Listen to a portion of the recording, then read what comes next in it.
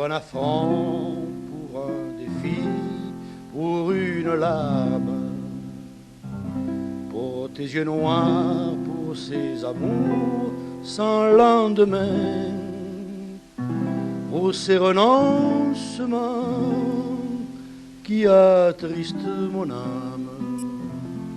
Je lève mon regard et mon verre de vin.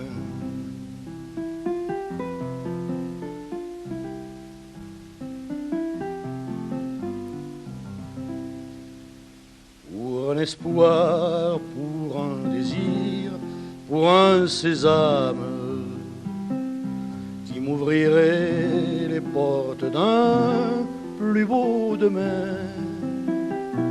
Pour ces rêves jolis qui caressent mon âme, je lève mon regard et mon verre de vin.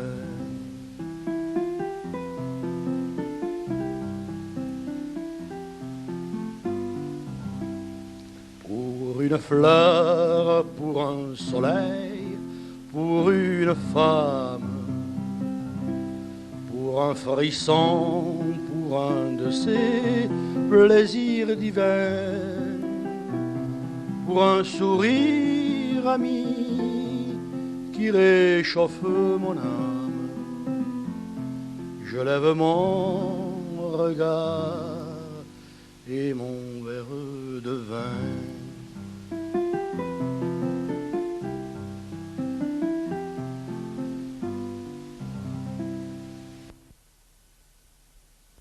Tout d'abord, veuillez nous excuser de vous détourner un instant des séries américaines et autres films violents.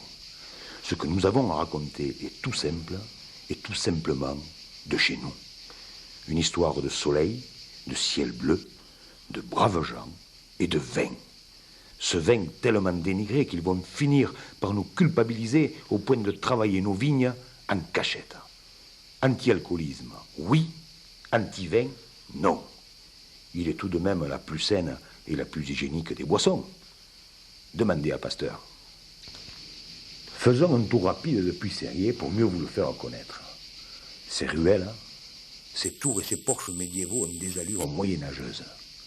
Et on dit que Molière, quand il était à Pézenas, venait souvent flâner à Puy-Sérié à la recherche de l'inspiration.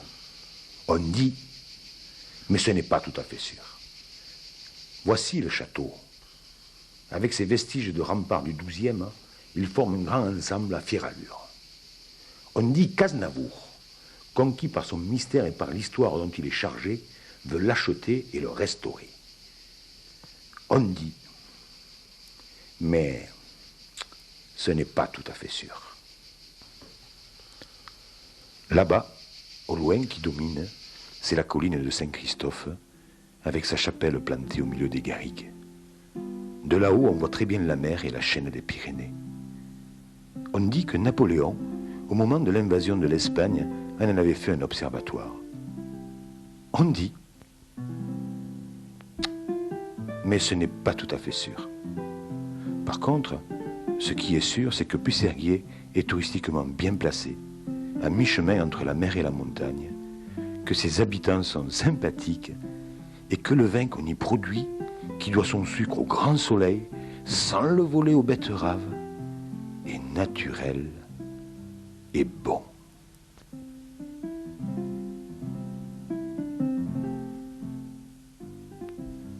Voici l'abbé Louis, il est l'ami de Paul. Bonjour, bonjour.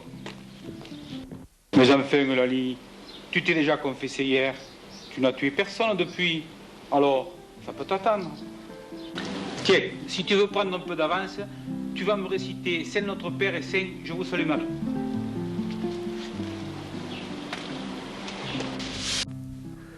Et voici Germaine, elle est la nièce de Paul. Et Paul, ça va? Oh oui, ça va.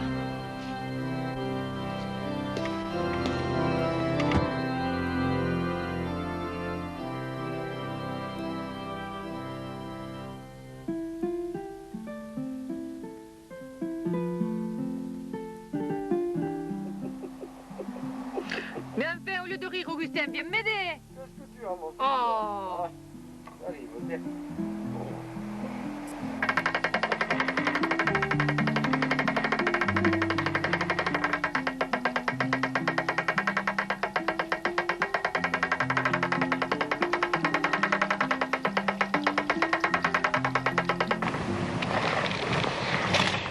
Bon, je vais secouer.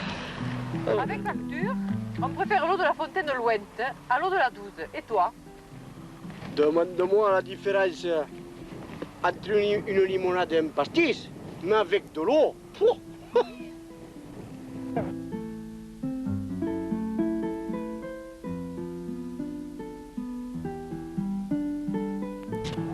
Lui, c'est Arthur. C'est tout ce que tu as fait? Mais tu n'auras jamais fini pour ce soir. Possible. Oh. Mais alors, toujours pareil. Il est le neveu de Paul et le mari de Germaine.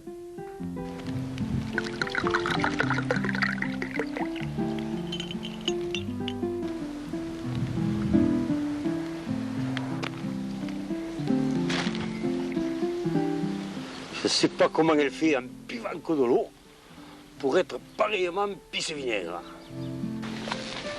Dépêche-toi qu'il va pleuvoir.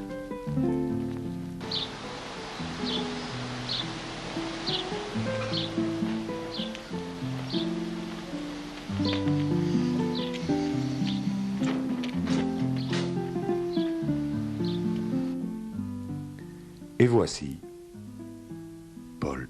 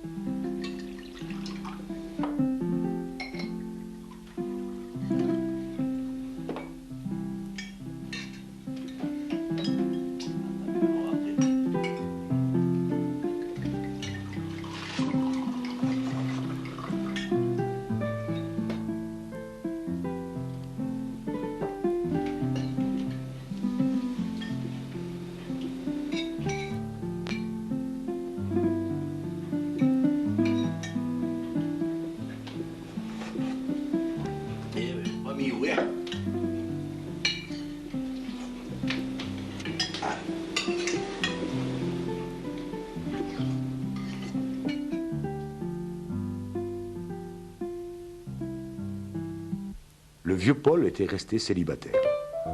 Il avait mené de pair une vie laborieuse au milieu de ses vignes et une existence de demi-débauché au moment des loisirs. Jovial et sympathique, gaulois jusque dans sa moustache, il avait une philosophie qui tenait dans ces deux mots languedociens, « bamiou », signifiant « ça va mieux », et qu'il servait à tout propos. Ses premières paroles, le matin, content d'avoir si bien dormi,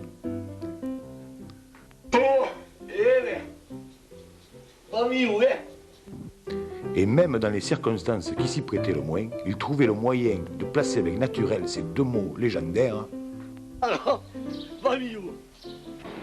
Il avait une vieille maîtresse, Angèle, toujours la même depuis toujours. Une fois par semaine, ils se voyaient à la ville et abritaient leur amour dans une chambre d'hôtel aussi vieillotte et surannée que leur idylle.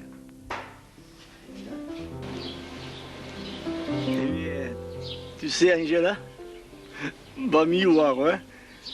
Allez, tiens, je te fais ce petit cadeau, hein. Et à la semaine prochaine, hein. Et Nino, et n'oublie pas de me vendre le panier. Allez. Le vieux Paul possédait suffisamment de vignes pour en vivre bien. C'était l'époque où elle payait leur homme. Il avait vécu son argent à se régaler de Fredaine. Aussi, sur ses vieux jours, quelque peu repentant et vaguement tenaillé par une tripe familiale, il avait décidé de faire le bonheur du seul parent qu'il avait, son neveu Arthur, qu'il ne connaissait même pas, mais qu'il savait peu fortuné. Paul s'était fâché très jeune avec Louisette, sa sœur, la mère d'Arthur, qui habitait le village voisin. Une vilaine grippe l'avait emporté, coupant court bêtement à leur envie réciproque de se réconcilier. Un jour donc, de sa plus belle plume, Paul avait écrit à Arthur, et un dimanche, sur leur vélo, après invitation, la nièce et le neveu vinrent à la découverte de ce vieux qui lorgnait un peu comme un tonton d'Amérique.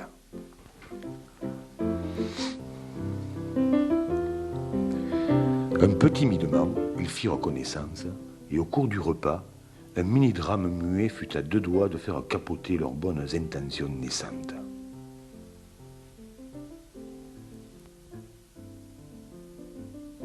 Vous voyez cette date, hein? Il faudra s'en rappeler pour en faire un anniversaire. C'est le 13 juillet. Allez, à la vôtre.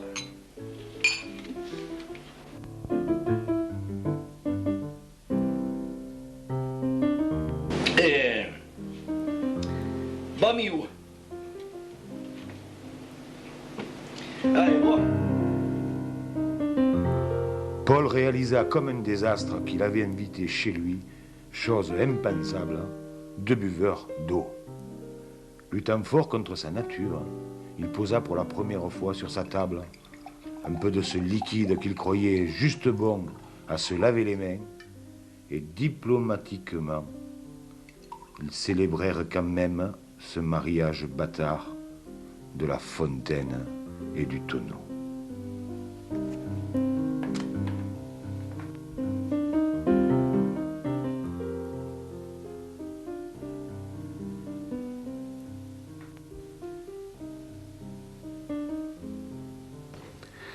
Avec justesse, Paul avait rapidement cerné la personnalité de ses neveux.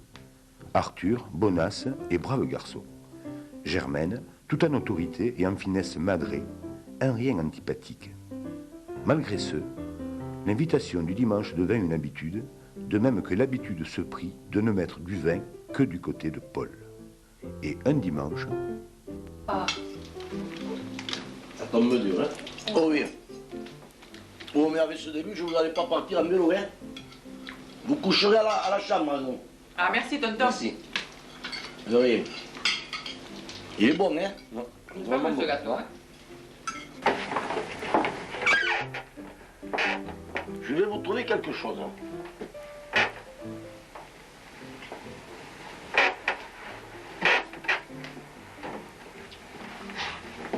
Tiens. Voilà. Tenez, deux chemises de nuit, une de la mamie Lucie et l'autre du papé Gaston. Merci. Hein. Et vous tiendrez le chaud, hein? Allez, bonne nuit tous les deux, hein? Bonne nuit, tonton.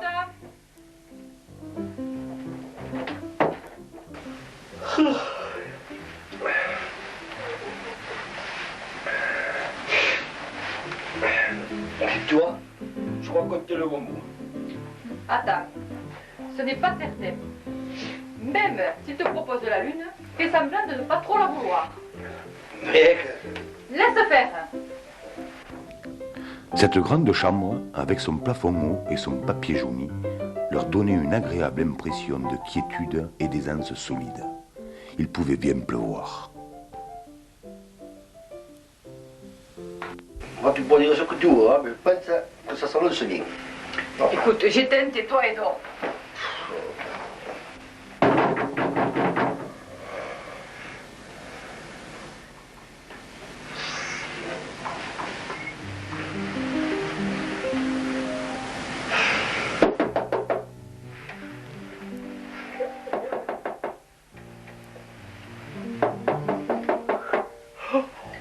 Ouais.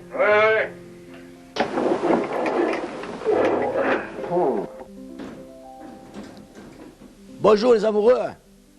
Vous avez entendu le tonnerre cette nuit? Non. Eh bien tant mieux. Parce que moi, j'ai pas dormi de la nuit. Et j'ai eu le temps de réfléchir. Tout d'abord, je commence à me faire vieux et je me sens seul. Alors, si vous voulez, comme la maison est grande, vous pourriez venir ici avec moi. Et toi, Arthur, je te laisserai un peu les vignes. Hein. Qu'est-ce que vous en pensez? C'est à voir.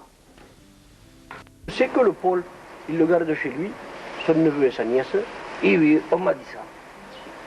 Eh bien moi, je te dis qu'il aurait mieux fait de rester tout seul. Cette Germaine, je l'ai vue qu'une fois, elle s'arrête de tous les merdes. Hein. Et en plus, ils ne boivent beaucoup de l'eau. Dis, qu'est-ce que t'as fait ta femme pour manger à midi? Un bon civet de lièvre, hein? Et toi? Moi, elle m'a fait que des nouilles.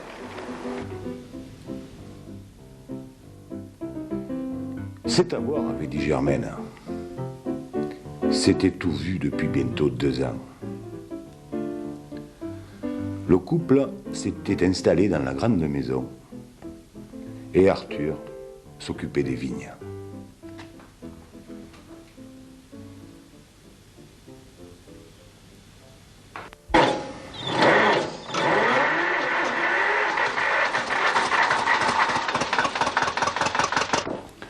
Leur entente, si paisible du début, avait bientôt fait place à une espèce de guerre larvée, une de ces haines de famille, née parfois de pas grand-chose et attisée par 1000 riens.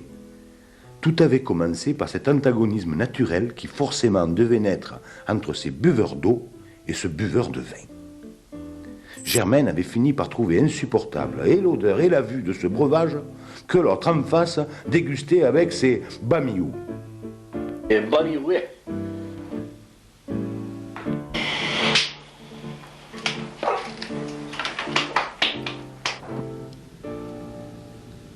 Elle supportait mal aussi que le vieux paillard aille compter ses fleurettes fanées à sa vieille maîtresse.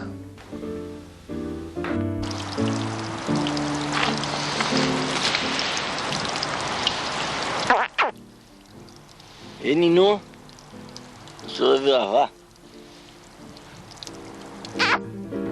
Elle était courroucée de ses fredaines et de ses sorties trop fréquentes au bistrot, outrée de ses réflexions gauloises, elle si pieuse. Bref, elle ne le supportait plus. Et Paul aurait bien pu se débarrasser de ces deux-là, venus empoisonner sa vie. Mais il avait fini par se persuader qu'il traversait une sorte de purgatoire, une espèce de pénitence destinée à le laver de ses fautes passées. Lui, qui avait toujours brandi l'étendard du célibat comme un oriflamme de victoire, voilà qu'il s'était bêtement imposé une femme à la maison en subissant tous les inconvénients sans en avoir les avantages. D'autant que cette garce avait encore quelques restes qui auraient pu réveiller peut-être ce qui couvait en lui des appétits gaulois.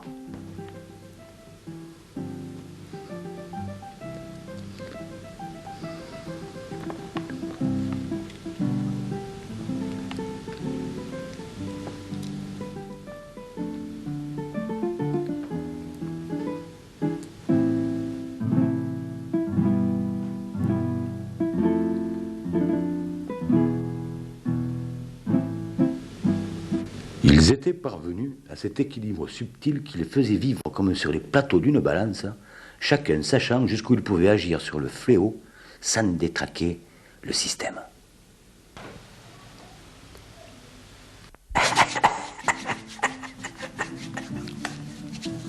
Qu'est-ce que tu fous, toi, là? Viens, mon toutou. Qu'est-ce que tu fais, là? Toi, tu n'es pas du village. On t'a abandonné. Il y a peut-être ton maître par là. Eh oh! Non, que c'est beau, ça. T'es écoute. Tu viens avec moi. Je t'adopte. On y va. Et en plus, je vais te baptiser Germaine.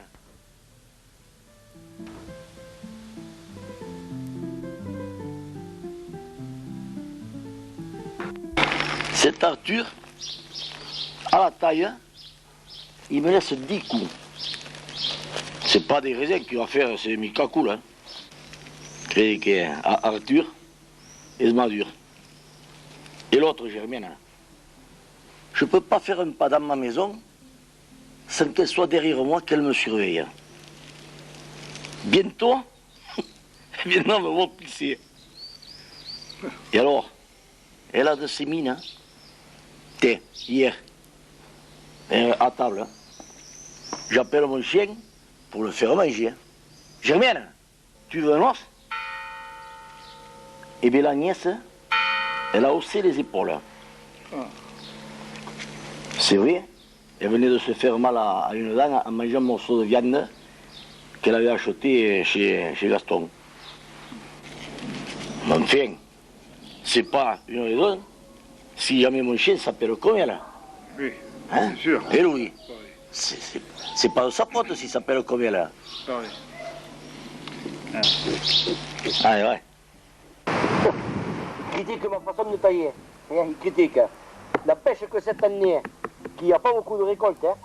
Mais si je fais un peu plus tôt que d'habitude, eh bien là, il ne dira rien. Tu le sais qu'ils sont fâchés pour les Sagnès, hein? Eh oui. Et ça ne m'étonne pas. Je te l'avais dit que c'était une emmerdeuse. Alors, peut-être qu'elle va partir. Eh non, personne ne comprend pourquoi. Mais Paul, il veut qu'elle reste. Dis, qu'est-ce que t'as fait ta femme pour dîner? Un cassoulet qu'elle mijote depuis hier soir. Eh bien moi, elle m'a fait des nouilles. Depuis qu'il a donné mon nom à cette sale bête, il me rend encore plus folle. Oh, je comprends. Qu'est-ce que tu veux que j'y fasse, hein? Écoute, hier encore, il a fait exprès. Il était dans le jardin quand il est passé les catéchistes. Il a fait semblant de ne pas les voir et en parlant à son chien bien caché sous les tomates, il s'est mis à crier « Germaine, Germaine, mais tu dors toute la journée, lève-toi, feignante. Mais tu te rends compte? Ça fait bien. » J'avais entendu. J'ai cru que c'était à toi qui me parlais.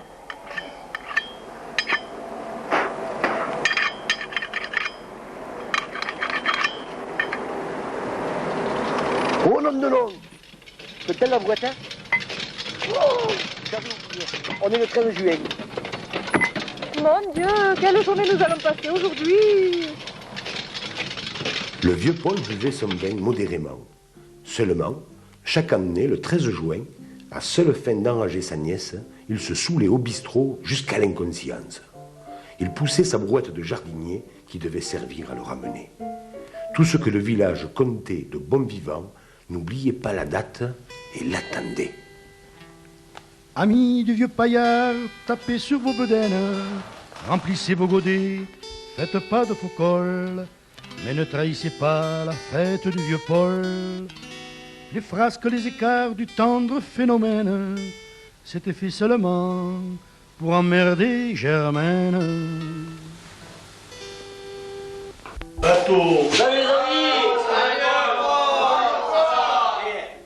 On est le 13 juillet. Ça va être la fête à Germaine. Ça va Louis? Ça va, Paul? Robert, tu sers la tournée à tout le monde. Plutôt 200 Bon, allez. Mais enfin, Paul, tu ne vas pas recommencer chaque année avec cette brouette. Peut-être bien que si. Mais si elle t'ennuie tellement, cette nièce, renvoie-la. Quand on a une verrue qui gêne, on l'enlève. Je peux pas. J'ai pas une verrue qui me gêne. J'en ai deux. Je peux pas. C'est peut-être une punition du bon Dieu. Il faut que je subisse. Je subis. Mais une fois par an, il faut que ça pète.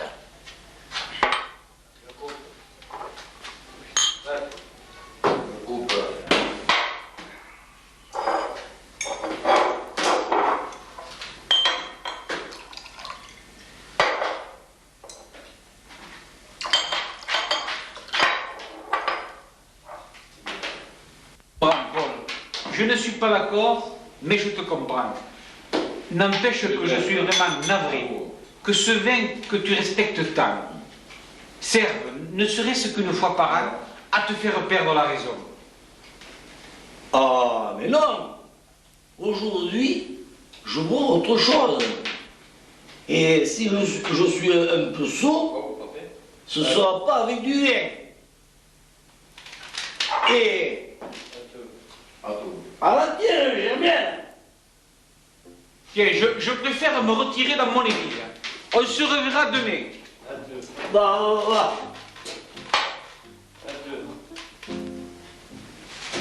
Ici, débrouille-toi, hein. Ah, écoute déjà. Et c'est pas moi.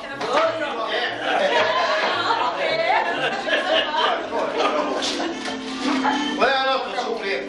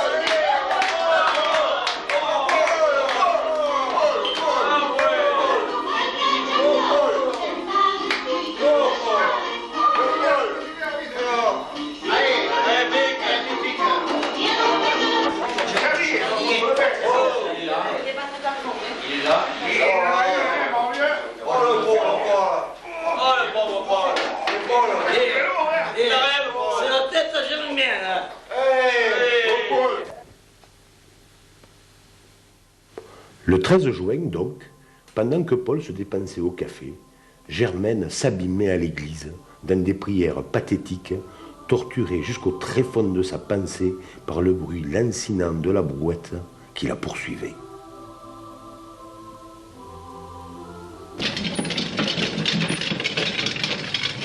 Assez, assez! Seigneur, vous pouvez pas rappeler Paul pour travailler vos vignes? Pardon, pardon, mon Dieu. Bamiou. Robert, cette année, tu m'amènes dans les haricots. Allez, vas-y mon coco. Amène-le, parce qu'alors,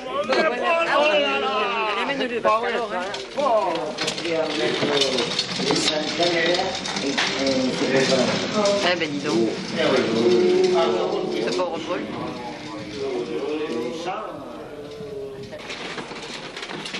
Tiens, pour la Germaine qui vient de l'église. Je te bénis, Germaine. Tu le sais qu'hier, le 13 juin, le policier a encore saoulé. Encore? Mais il n'a jamais été ivre avant de recevoir ses neveux. C'est vraiment pour emmerder Germaine. Ah, peut-être, mais moi, je suis sûr qu'il est bien malheureux. Dis, qu'est-ce que t'as fait ta femme pour dîner? Des petits tourdres en salmi. Et toi? Et moi, elle m'a fait des nouilles. L'abbé Louis était l'ami intime de Paul. Entre autres qualités, il avait suffisamment d'expérience pour savoir que ce n'est pas forcément parmi ceux qui hantent l'église que l'on trouve le plus de saints. C'était un bon curé.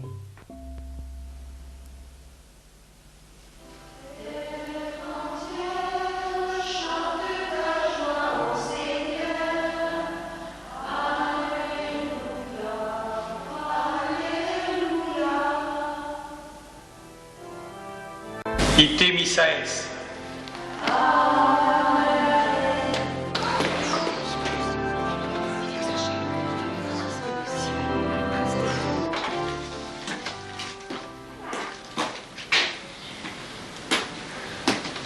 Et pour celles qui passent leur temps à me critiquer, je précise que si j'ai dit la messe avec la vieille soutane, sans étole ni surplis, c'est parce qu'ils sont au repassage chez Mélanie. Et pour me promener dans la rue, je m'habille comme je veux. Hop là. Un petit tasse. Ah, quel beau prix. Je coupe un petit tour de fil. Allez. Une. Un cœur. Ma foi. Je remonte. Oui. Ah, ça. Je sais à tout. Je sais pas. À tout. Bonjour mes amis. Bonsoir, Louis. Alors les anciens, comment ça va? Ça va bien. grippe, ça va mieux? Très bien, ça va. C'est parfait. Ça y est. Ah, là, c'est mes garnements. Allez là. Alors, je l'emmène. Il avait lu et relu l'Évangile, et comme rien dans celui-ci ne lui interdisait d'aller au café, il y allait. Et c'est au café qu'il avait connu Paul. Il avait d'ailleurs plus de chance de le trouver là qu'au Vêpres. Officiant devant le bar, il était convaincu de dire là une seconde messe. Le récit du match de rugby avait beau tenir lieu d'introïte, on communiait quand même, ensemble, le verre de Grenache à la main. Il avait remporté cette victoire. On expliquait l'Évangile au bistrot. Chacun participait, critiquait, mais finissait par se laisser convaincre. Même les plus réticents qui, au début, s'enfermaient dans leur belote, avec l'air revêche de quelqu'un qu'on dérange, avaient fini par oublier leurs cartes et s'étaient convertis.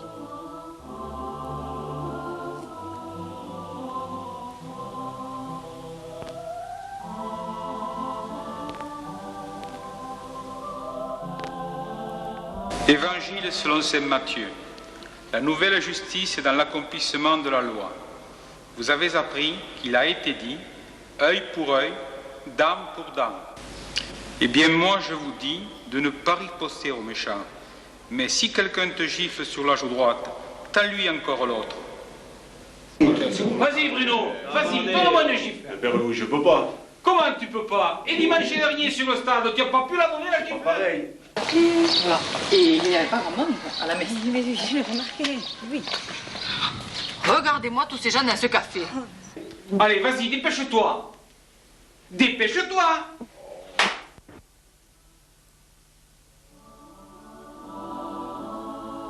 Qu'est-ce qu'il fait un bon chrétien après cette gifle? Qu'est-ce qu'il fait un bon chrétien? Il tend l'autre joue. Enfin, c'est une parabole. Jésus veut seulement que nous ne soyons pas naïfs. Il veut que nous pardonnions.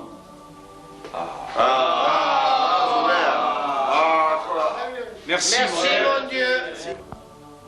Au moment de partir, le bon curé bénissait tout le monde, terminant d'un grand signe de croix ces messes parallèles où finissaient par s'unir dans de splendides épousailles, et l'amour et l'humour.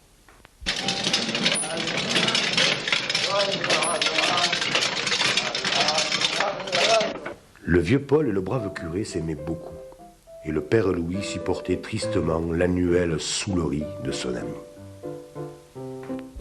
Petit aimant, comme va saouler ton air, quand il sommeille du côté de là. Une fois, et à seule fin de mieux le sermonner, le brave curé avait ramené Paul, presque inconscient dans sa Toi, bon brouette. samaritain, qui ce soir le ramène, pardonne si tu peux aux Gauloises un peu folles. Toi, bon Père Louis, n'en veux pas au vieux Paul. Les frasques, les écarts du tendre phénomène, c'était fait seulement pour emmerder Germaine.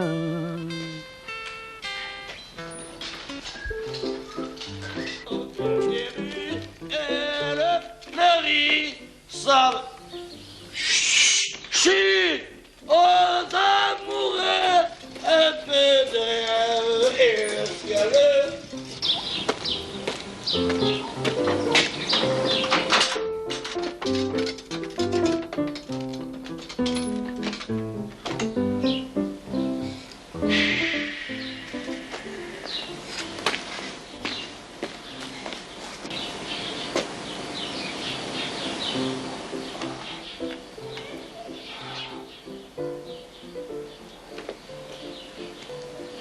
Oui! Allez, Bamiou.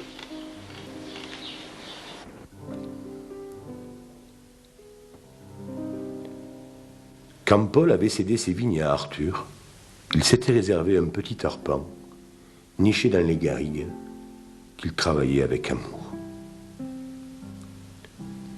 Il l'avait baptisé du nom de sa maîtresse, et quand il disait qu'il allait voir Angèle, On ne savait pas s'il allait s'échiner sur sa vigne ou à l'hôtel.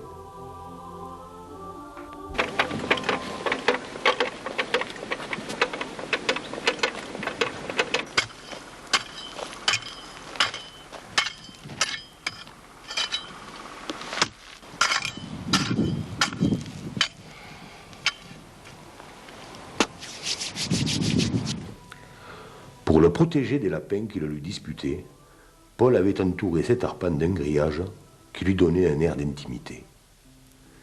C'était un monde à part, où les souches semblaient heureuses, et le nectar qu'elles offraient avait fini par se parer d'une réputation qui dépassait le village. De plus, et c'était la plus grande richesse, si la saison des pluies avait été propice, il naissait une source entre deux rochers recouverts de lavande, tout en haut, là où la vigne et la garrigue s'embrassaient. Oh, tu es fraîche, ma souris. Tiens, mamillou. Oh. C'est là que Paul avait planté son banc, et il venait s'y asseoir souvent avec des bamillous d'extase.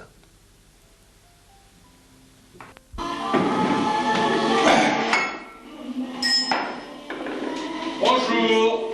Bonjour, Père Louis.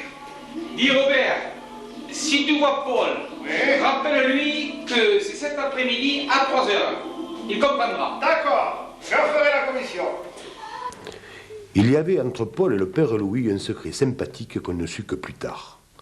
Paul fournissait chaque année au brave curé 2 bonbonnes de vin de messe.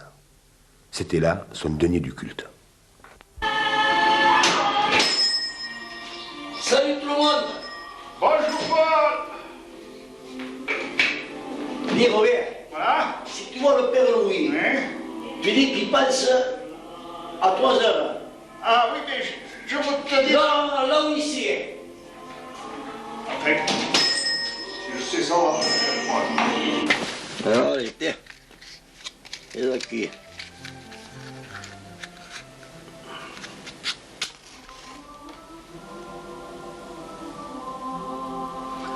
Voilà. Et bien, alors on ira mieux. Allez, un petit avec mon avis. Allez. Et bouteille.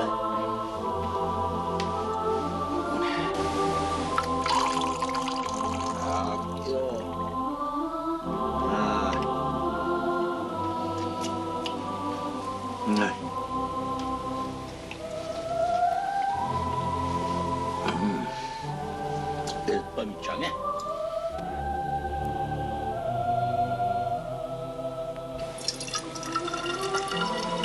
Nickel. Hop. Muscat. Allez. Échantillon. Et où sont là?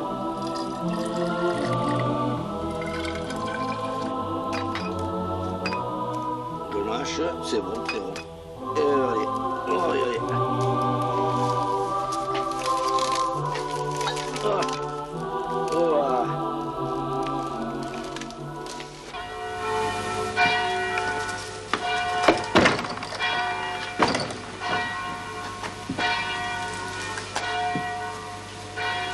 Allez. Après bien des finasseries, il se retrouvait à la petite vigne afin de faire subir un examen à quelques échantillons. Il fallait dégager l'élu, appelé à devenir pour un an le sang du Seigneur. Hé Paul, où tu vas? Oh, je vais déjeuner à la vigne.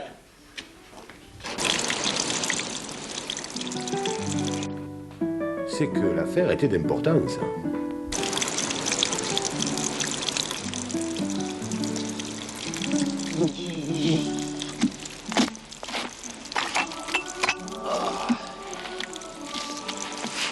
Oh. Bamillou aqui. Père Louis, où vous allez? Je cherche Paul. Et Louis? Et Louis, qu'est-ce qu'il fout, Louis? Il est en retard encore une fois de plus. Avec sa mère, c'est lui. Oh! Oh, Louis! Viens là! Et alors? Qu'est-ce que tu faisais? Cette messe qui n'en finissait pas. Viens. Viens t'asseoir là, que tu dois être fatigué. Ah, viens. Ça va, Louis? Quand le vent le voulait, il revenait du profond des garrigues le parfum délicat de fleurs sauvages et de miel. Ça les aurait saoulés avant de boire. Regarde. Tous des sélections.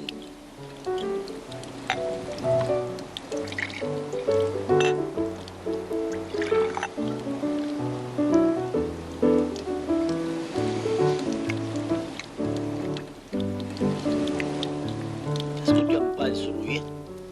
Un peu sec. Exact. C'est tout sûr.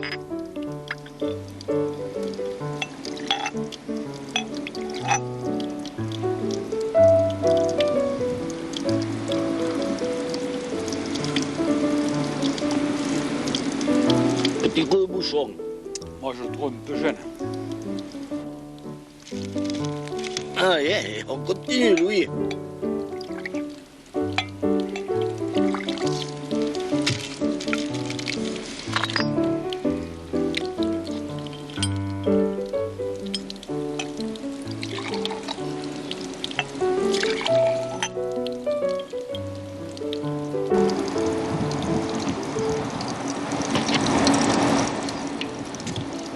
Louis, C'est une révélation. celui-là, on ne le jette pas. Pas question.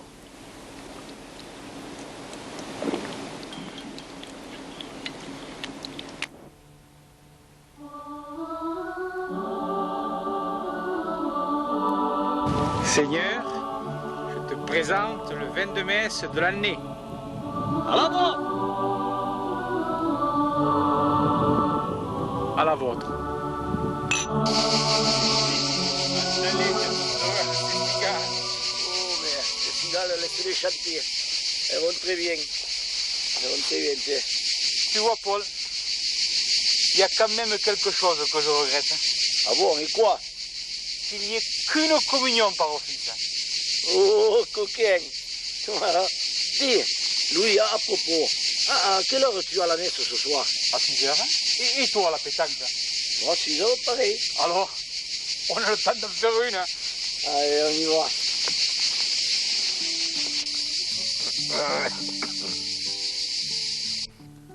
Il s'autorisait alors une légère sieste qui bientôt devenait de plomb. La mort de sa vieille maîtresse avait fait perdre à Paul toute sa bonhomie. Il mangeait peu. Il buvait son vin plus par bravade que par plaisir, et les bamious de la fin des repas étaient plus soupirés que dits. Bamio.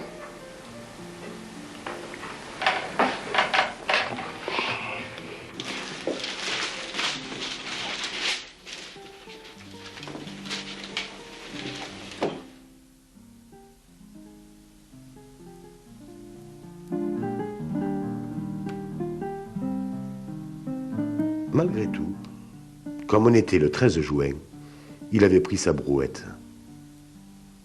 Mais il avait prise comme on prend une croix.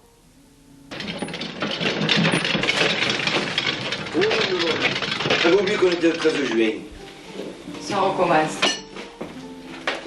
Je pensais que sa maîtresse est morte l'année dernière et que ça y aurait passé, ça. Il va me rendre folle. C'était là le glace. Ah, joue du cœur parce qu'il va jouer. Il va rejouer. Oh, regardez. Et qu'est-ce qu'il fait, Paul, cette année? Il s'arrête pas? Mais Paul avait le cœur si gros qu'à lui tout seul, il aurait rempli la brouette.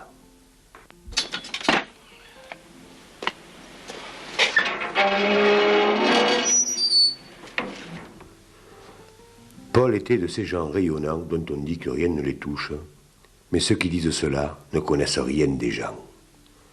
Bien que s'aimant beaucoup, Angèle et lui ne s'étaient pas mariés. Ils avaient mis leur amour à l'abri de l'usure sournoise des habitudes et de la certitude. Chaque rencontre était un renouveau et chaque cap un recommencement. L'amour était resté le seul tuteur de leur union. Et qu'est-ce qu'il allait faire maintenant de toute cette tendresse qu'il avait en lui?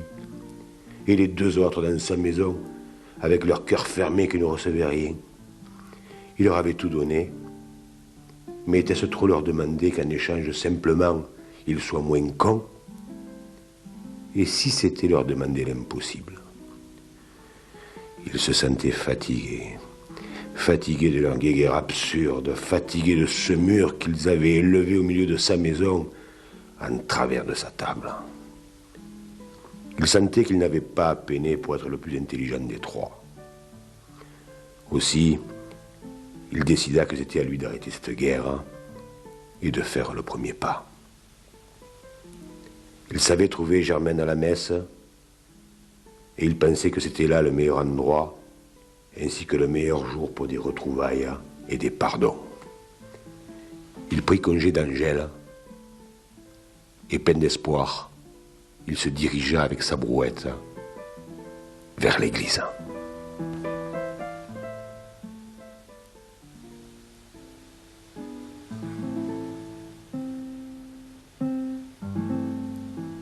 Germaine avait passé sa journée poursuivie par le fameux couinement qu'elle croyait entendre partout.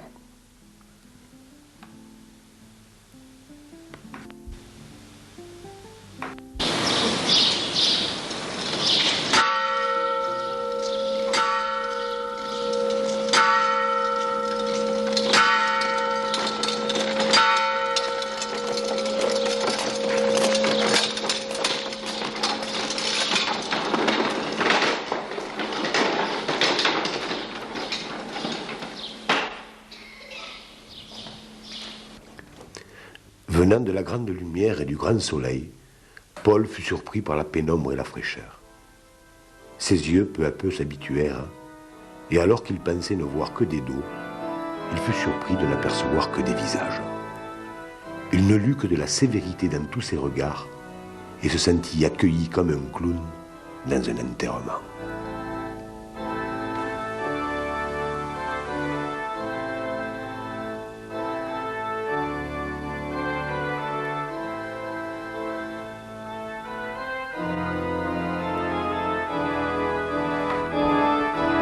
Le brave curé, le seul ici qui l'aurait compris, occupé tout entier à sa messe, marmonnait en latin.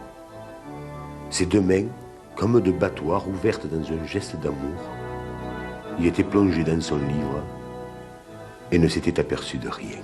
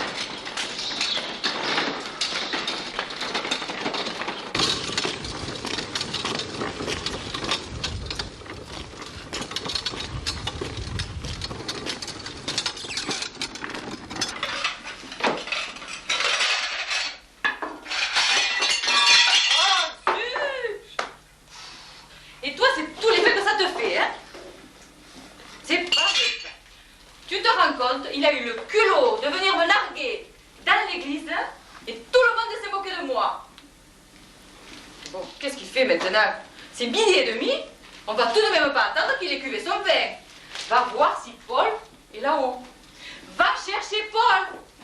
Je te dis d'aller chercher Paul. Tout de même.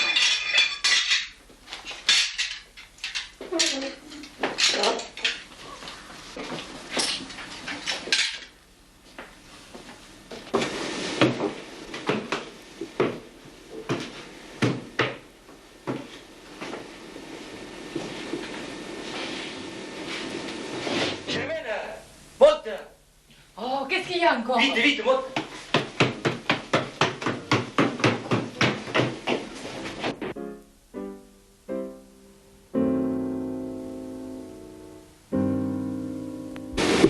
Il est mort.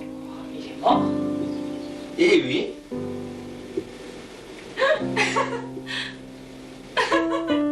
Ne pouvant appeler au secours les larmes bienfaisantes que sa sécheresse enracinée lui interdisait, Germaine partit d'un rire nerveux, hystérique qui la secouait tout entière. Testament.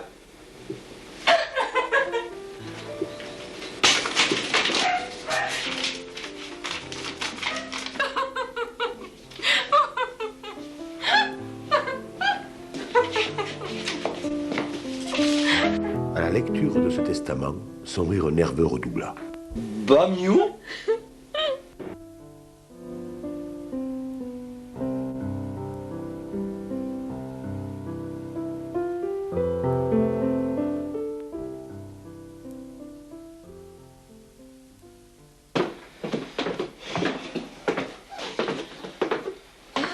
Mon Dieu, qu'allons-nous faire? Il va nous déshériter, hein. Mais tais-toi, tu vas nous porter malheur. Bon, mais ça doit être déjà fait. Il a dû voir le notaire, alors. Mon Dieu, mon Dieu. On aurait pu être quand même plus gentil avec lui, hein. Eh bien, Père Louis. Où est-il?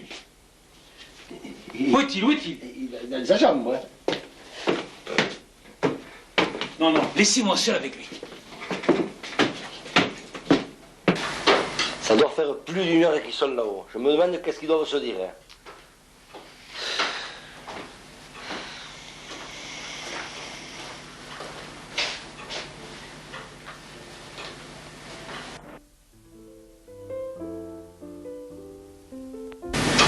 On a perdu Paul.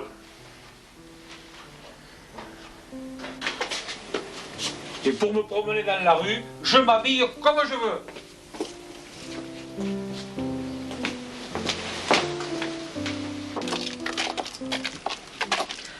Ouf, c'est fini. C'était quand même un bel enterrement. Ah oui, c'était un bel enterrement. Il y avait même tout le village, alors. Et parce qu'on nous aime bien. Oh, et c'est peut-être Paul qui y avait. Oh, tu vois toujours tout de travers. T'empêche que j'en ai eu beaucoup qui pleuraient. Et même le père Louis, eh bien, il pleure pas tout l'enterrement, celui-là. Bon, arrêtons de parler de ça puisque c'est fini. Il n'y a pas que ça qui est fini. Demain, quand on ira voir le notaire, hein, mais peut-être qu'il nous dira de quitter la maison et même peut-être les vignes. Arrête, tu vas nous porter malheur. Et si c'était à refaire, hein, et je t'écouterai pas. Je resterai avec Paul, j'irai à la pétanque avec lui et même au café, tiens. C'est ça, au café. Et peut-être boire du vin. Justement, peut-être boire du vin. Tiens, moi j'en ai assez, je m'en vais à la maison, je vais au lit. Oui, mais t'as raison, dors bien. C'est peut-être la dernière nuit.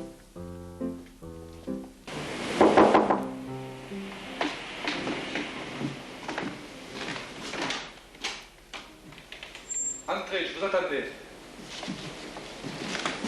Veuillez vous asseoir.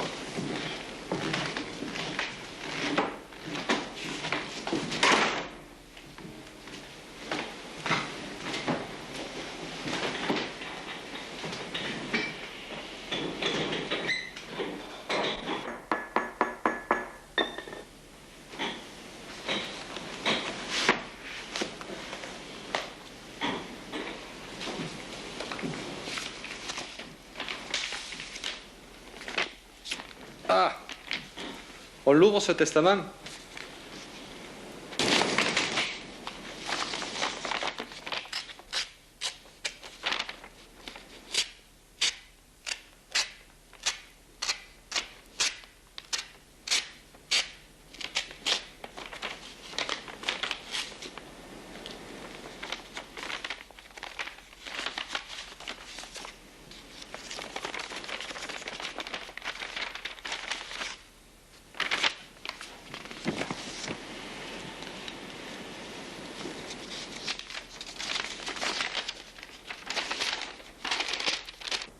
Le notaire lut très longtemps, et à la fin...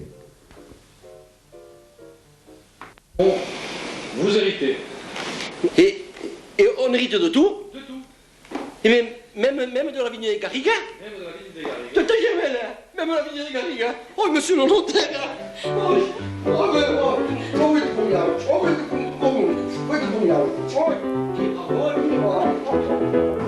Bon, maintenant que nous sommes enfin chez nous, la première des choses à faire, c'est de me prendre cette sale bête et de me l'attacher au fond du jardin. Au fond du jardin? Oui, au fond du jardin. C'est là qu'elle habitera. Et puis, elle s'appellera Médor.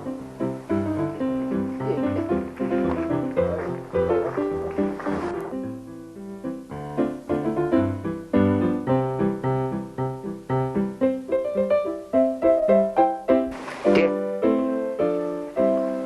regarde-les passer tous les deux. Ils sont fiers depuis qu'ils sont devenus riches. Hein. Ce n'est pas difficile de devenir riche quand on te donne tout. Si c'est pas malheureux, les plus belles vignes du village, on les donne à des buveurs d'eau. C'est comme si on donnait une épinette à des eunuques. Hein. Dis, qu'est-ce que t'as fait ta femme pour dîner? De la chichoumée. Et je me lèche les babines. Et toi? Moi, elle m'a fait des nouilles. On était aux premières vendanges après la mort de Paul, et il s'était réservé la vigne des garrigues pour la fin, comme un dessert. Germaine, tu vas te tenir droite parce qu'on va passer devant les crosses. Et ceux-là, ils sont jaloux. Ils sont jaloux.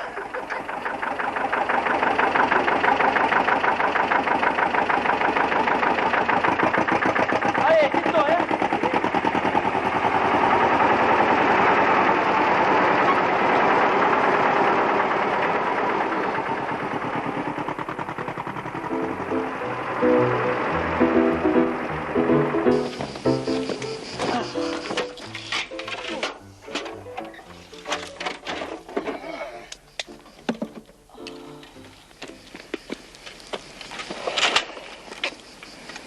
Belle, hein?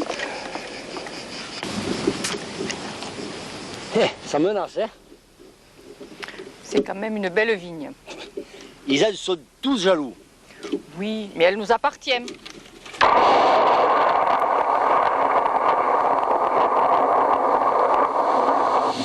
Germaine, mais Miguel, hein. Oh putain. Oh putain. Mais tu n'es pas obligé de dire des grossièretés tout de même. Oh putain.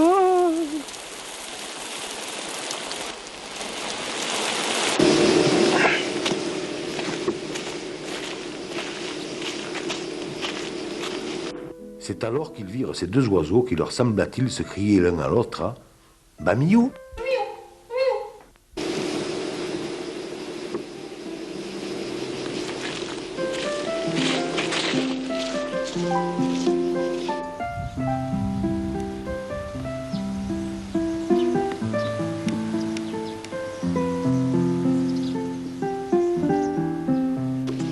Oh putain. Tu te racontes, Germain. Il n'a pas grêlé chez les autres, il a grêlé que chez nous. Hein. Tais-toi, on rentre.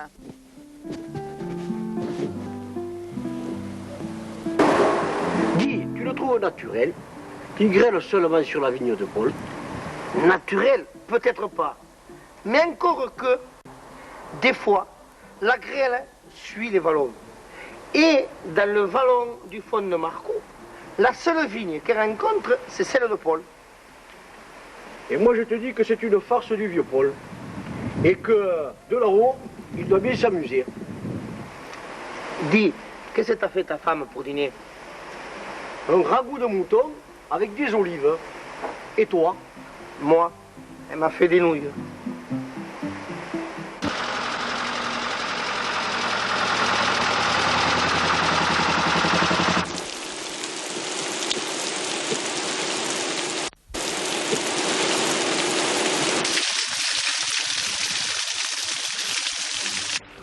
La deuxième année, pareillement, la grêle emporta tout, et à nouveau ils crurent bien entendre les deux satanés oiseaux.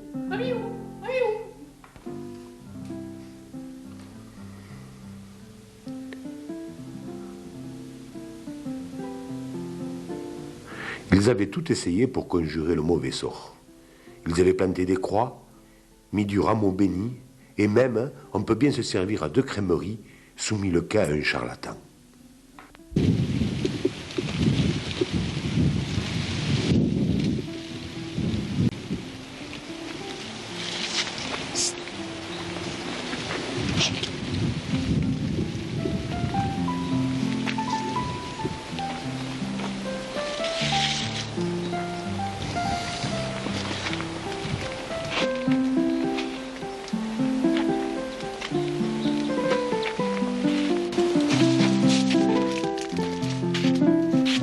Voilà. C'est fini. Et tu m'assures qu'avec ça, ma fille est guérie. Mais bien sûr, Germaine. Ces histoires-là, moi, ça me connaît. Il n'y a pas de maladie que je sache pas guérir. C'est pour ça que ta femme l'année dernière, elle est morte d'une mauvaise grippe, hein. C'est vrai, Arthur. Mais tu sais, ce n'est un secret pour personne que ma femme, c'était une sacrée merdeuse. Et puis, j'ai pas tellement insisté pour la guérir. Comme ça. Allez.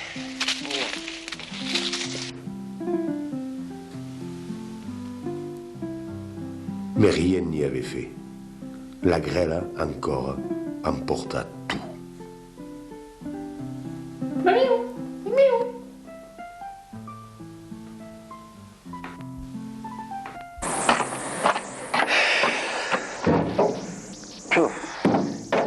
Et 2, 3.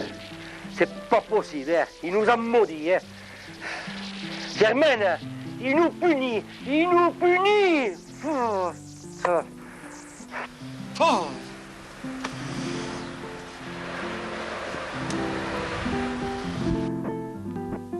Dernier, ça va. 2 peut-être. Mais maintenant, c'est tous les uns qui grêlent sur la vigne de Paul. Ça, c'est pas naturel. En tout cas, l'autre Germaine, ça lui rabaissera le caquet. Elle est moins fière. Dis, qu'est-ce que t'as fait ta femme pour dîner? De la pentade aux champignons. Et toi? Moi, elle m'a fait des nouilles.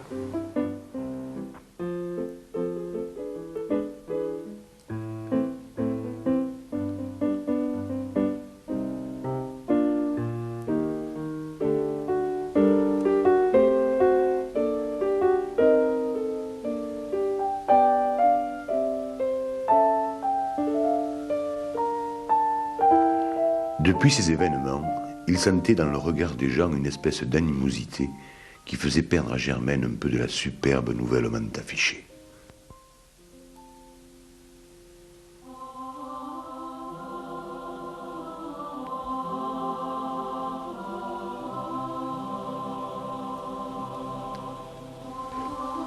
Une phrase qu'avait prononcée l'abbé Louis sonnait souvent à ses oreilles. Elle en était persuadée. C'est en la regardant qu'il avait dit « On n'a pas toujours ce que l'on mérite, mais l'on ne mérite pas toujours ce que l'on a. » Elle trouvait cela terrible.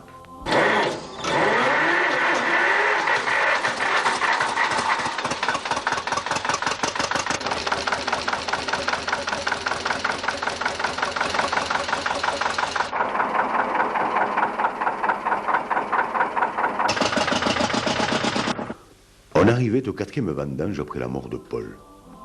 Désabusés, Arthur et Germaine prirent une nouvelle fois le chemin de croix qui menait aux garrigues.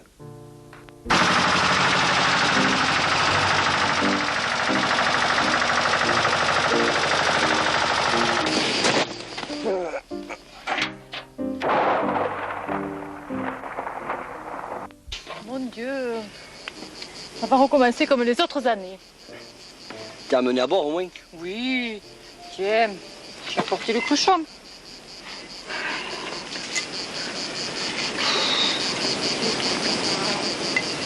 Il y a un drôle de goût. Donne. Hein? Qu'est-ce que t'as mis à l'eau? Du sirop d'anis comme d'habitude.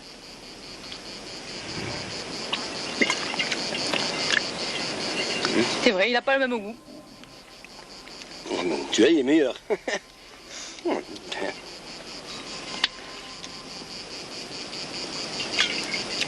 J'y arriverai jamais avec cet outil. Il y a un petit goût de fenouil, celui-là. Oh, pardon. Je crois que je me suis trompée de bouteille.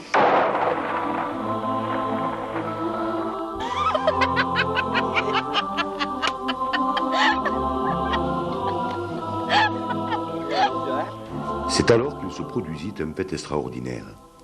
Germaine partit d'un rire cristallin, comme elle n'en avait jamais eu, et qui la rendit jolie.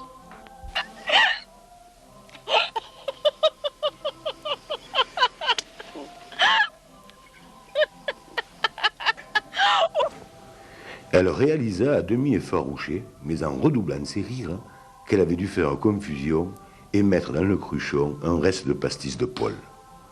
C'était trop tard. D'autant plus vulnérables que non coutumiers, cette dose moyenne d'alcool les avait rendus ivres. Aussi, c'est en chantant et en riant qu'ils commencèrent à vendanger sans ordre précis, cueillant par-ci par-là, au hasard des zigzags qui dirigeaient leur marche. Et puis de temps en temps, un air de vieille Provence qui nous redit en cadence dans les bois, dans les prés du côté. La la la la la la la, pom pom pom, cha cha cha des tons, cha cha cha des tons, cha cha cha, Rico cha cha cha, cha cha cha, Rico cha cha cha.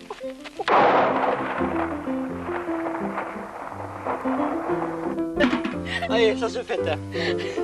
Ah. Oh. Allez, toi. Allez. Et zut. Et hop. Bien. Allez, viens, on va faire une petite sieste. Allez, hein. tiens. On l'a bien mérité. Hein. Oh, gagné. Allez. Oh. Attends. Ah, il y en a encore, hein? Oui. J'ai bien fait de garder le pastis du tonton, hein? Il y a bien fait de laisser, ouais. Ah. Voilà. J'ai fini. Allez. Il n'y en a plus. Tu peux me laisser quand même, toi? Ah, ben dis donc. Allez, une petite sieste. Hein. L'endroit était confortable et la source jolie. Aussi, ils s'endormirent l'un près de l'autre.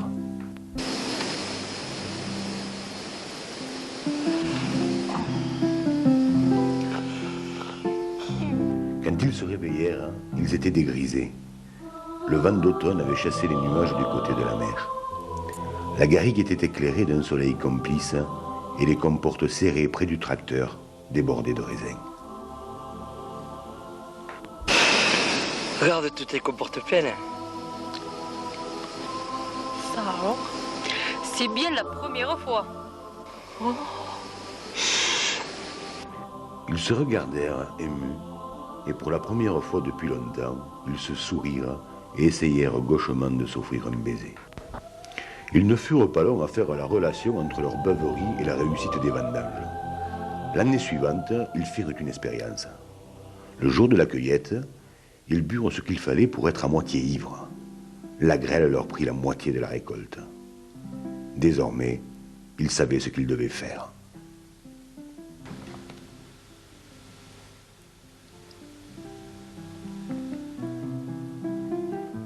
S'il est vrai qu'il n'est pas de citadelle imprenable, mais seulement des citadelles mal assaillies, on peut dire que les grêlons, avec leur force de frappe, avaient remporté la victoire qu'il fallait. Peu à peu, Arthur et Germaine, à force de raisonner et d'essayer de comprendre, finirent par évoluer dans le bon sens. Ils devinrent meilleurs. Le brave chien reprit goût à la vie et retrouva avec plaisir les petits plats d'antan qui salivaient dans sa mémoire.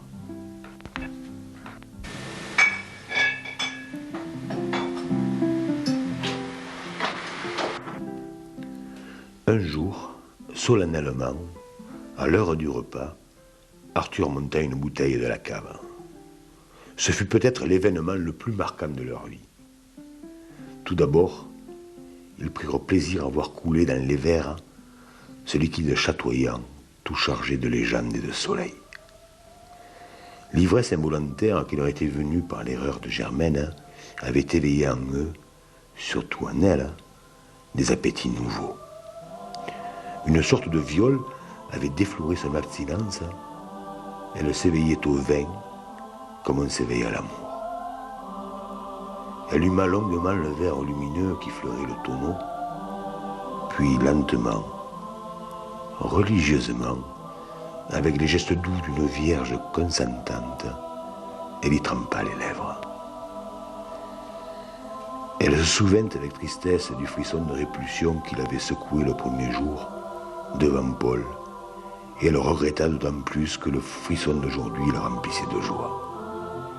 Sans se presser, avec délice, elle vida son verre.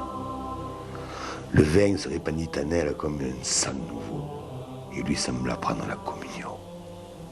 Alors, et alors seulement, elle comprit le vieux Paul, et l'arme retenue, elle l'aima. Ah, ces paroissiennes, mes pauvres amis. Tenez, l'autre jour, je les amène à la messe à Béziers. La cathédrale pleine. Silence solennel. L'élévation, tout d'un coup, du fond du groupe de mes paroissiennes, des chuchotements plus forts que la voix d'un curé pour une messe basse. Allez, joue. Et encore, si elle veut parler du bon Dieu. Mais non, ça parlait de rhumatisme, de genoux qui craquent. La honte. Tellement que je vais demander à ce qu'on change l'emblème du village. Ce ne sera plus le pélican, ce sera la pie. Et...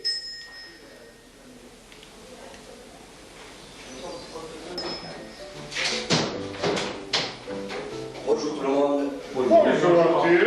Bonjour Arthur. Tiens, Arthur.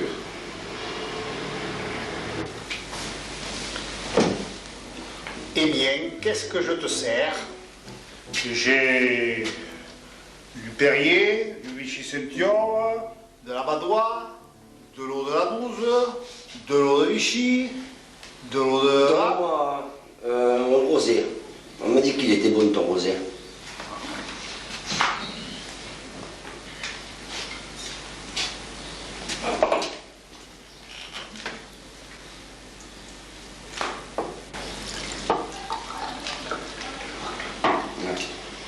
Merci.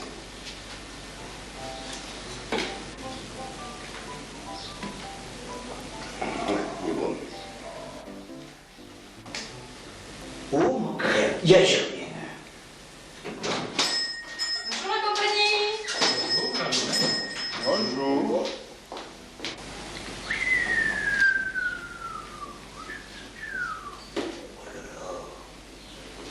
Tiens, tu es là, Arthur?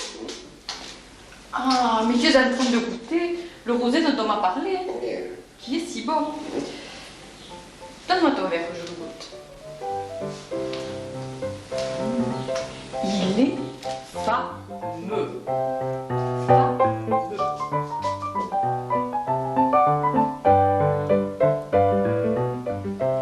Je comprends qu'il est bon.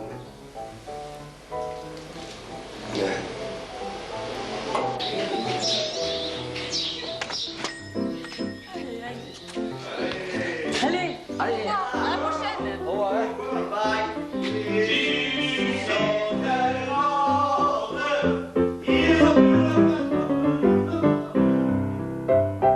Tu le sais qu'Arthur et Germaine, ils sont venus au café?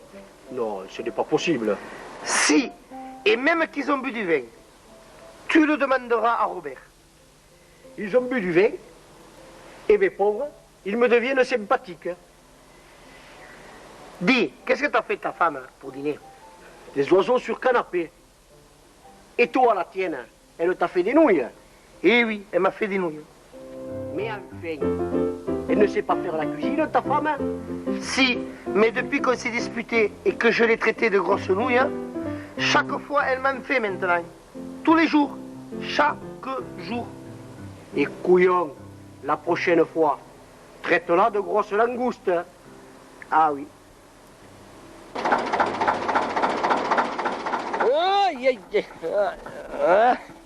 Eh bien, tu vois, cette année, j'ai confiance. Oui, je crois qu'il nous a pardonné. Et, tu vois, si on fait tout ce qu'on a dit, eh bien, je pense qu'on aurait un bon avantage. Hein. Oh, ouais. Dis, tu as amené tout ce qu'il faut? Oui, j'ai tout pris dans le panier.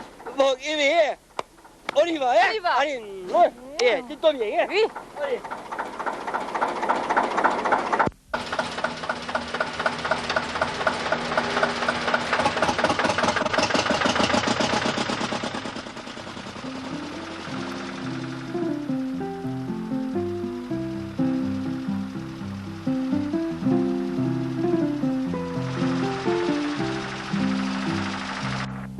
On était au matin de la 6e vendange après la mort de Paul, et c'était une bonne année.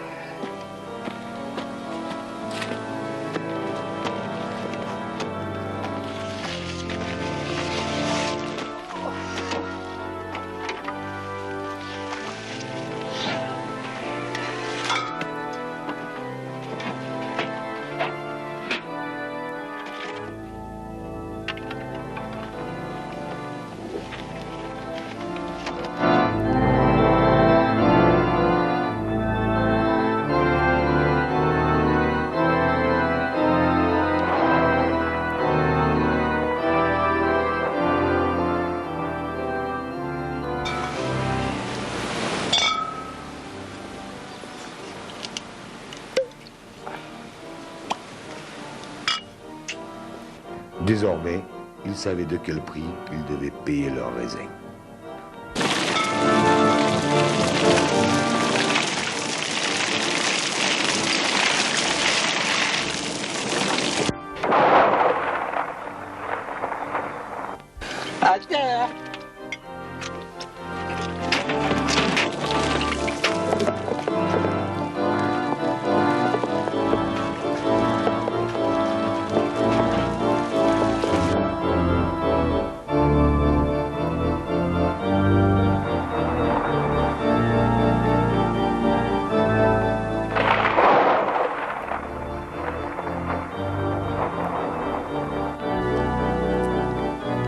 Ils riaient, ils pleuraient, ils bavaient, ils chantaient, ils titubaient, et ils commencèrent les vendanges. Il y avait au-dessus de leur tête des tonnes de grêlons, prêts à venir leur manger la récolte.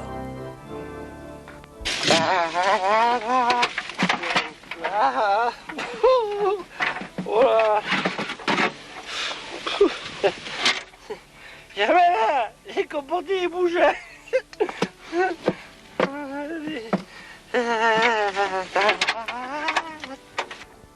Et le spectacle était dantesque.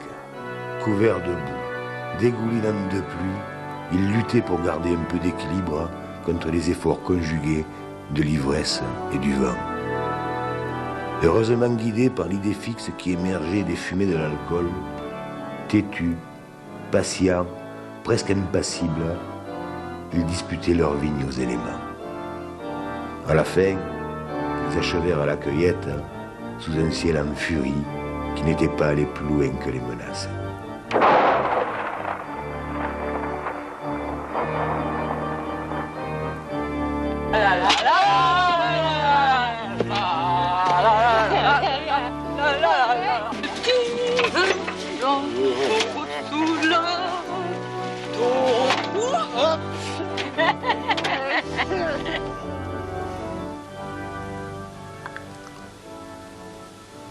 Et conscients de leur victoire, ils dansaient de joie. Arthur, dans son élan, faisait un bras d'honneur à l'orage vaincu, tandis que Germaine, pour ne pas être en reste, osait un final de French Cancan vigneron. Et puis, ils se jetèrent dans les bras l'un de l'autre, et levant leur visage inondé de larmes vers les nues soudain plus clémentes, ils appelèrent Paul.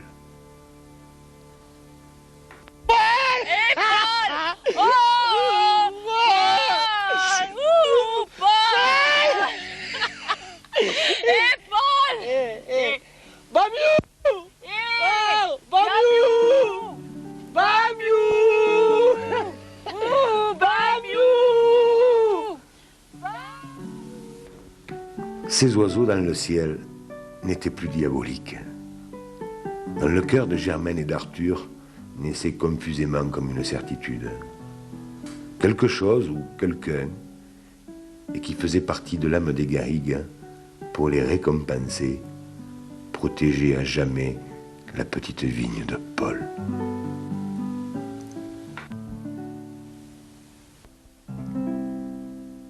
Pour une fleur, pour un soleil, pour une femme, pour un frisson, pour un de ces plaisirs divins, pour un sourire ami qui réchauffe mon âme, je lève mon regard et mon verre de vin.